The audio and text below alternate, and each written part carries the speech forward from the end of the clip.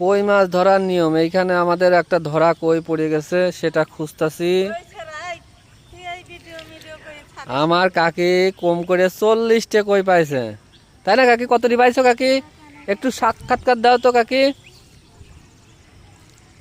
কাকি তোমার কইটা আমি ধরে দেবো না, তুমি একটু সাক্ষাৎকার দাও।